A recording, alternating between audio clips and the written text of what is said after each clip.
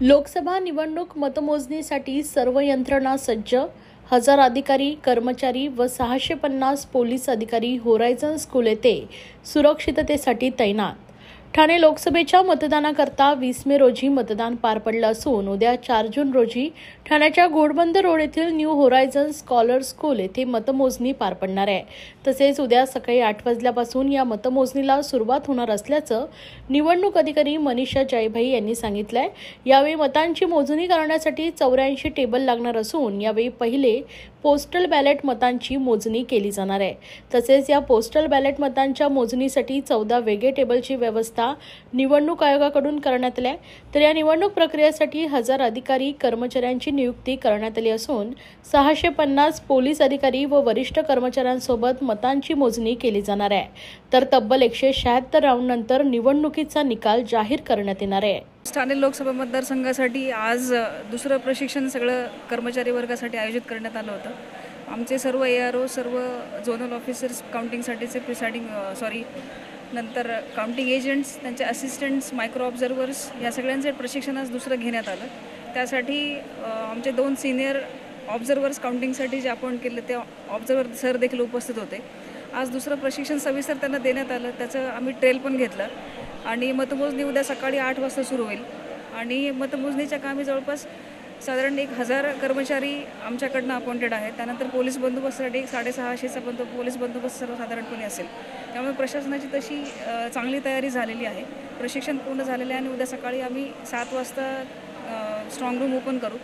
सर्व उमेदवार, त्यांचे प्रतिनिधी आम्ही बोलवणार आहोत आणि स्ट्रॉंग रूम ओपन केल्यानंतर 8 वाजता पहिले टपाली मतपत्रिकेचं मतमोजणी सुरू होईल आणि त्यानंतर आपले नियमित EVMची काउंटिंग जी आहे ती एक अर्ध्या तासानंतर सुरू होईल.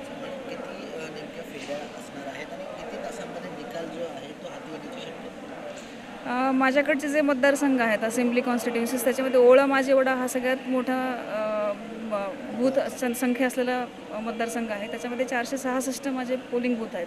तर त्यांच्या 34 फेऱ्या आहेत आणि 148 हा कमी पोलिंग स्टेशनची संख्या असलेला मतदारसंघ आहे. तर एकूण जास्तीत जास्त 34 फेऱ्या आमच्याकडे होतील आणि 34 फेऱ्यांचं मतमोजणी प्रक्रिया पूर्ण झाल्यानंतर तो निकाल आपल्याला जाहीर करता येऊ शकेल. उद्या दिनांक 4 जून रोजी न्यू होरायझन स्कूल, ओळा माझेवाडा पोलीस स्टेशन कासारवडीच्या हद्दीमध्ये मतमोजणी केंद्र आहे. त्या अनुषंगानं पोलीस विभागातर्फे एक पोलीस उपायुक्त, 3 सहाय्यक पोलीस आयुक्त, 10 पोलीस निरीक्षक, 20 पोलीस उपनिरीक्षक, 200 पोलीस कर्मचारी आणि सोबत एक SRPF प्लाटून, एक CRPF प्लाटून आणि एक दंगल नियंत्रण पथक असा एकूण बंदोबस्त लावण्यात आलेला आहे.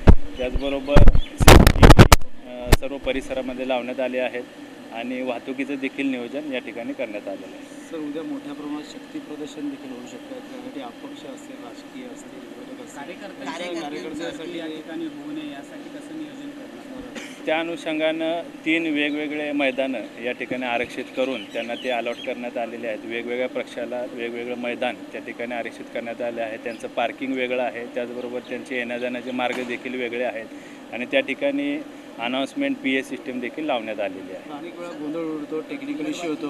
त्यामुळे कुठे ना कुठे या ठिकाणी कार्यकर्त्यांमध्ये रोष सुरू येतो आपल्याला. टेक्निकल कुठल्याही गोष्टी प्रॉब्लेम होऊ नयेसाठी देखील यंत्रणा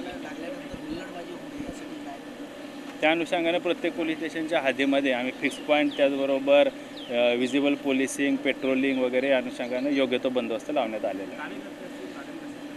आव्हान काय कराल की उद्या मतमोजणी आहे आणि शांततेत पार पडेल? उद्याचा जो मतमोजणी बंदोबस्त आहे त्या अनुषंगाने सर्व नागरिकांना देखील आवाहन करण्यात येते की कुठल्याही अफवांवर विश्वास ठेवू नये. आपल्याला काही शंका किंवा कुशंका असतील तर त्या अनुषंगाने संबंधित विभागाशी आपण संपर्क करावा.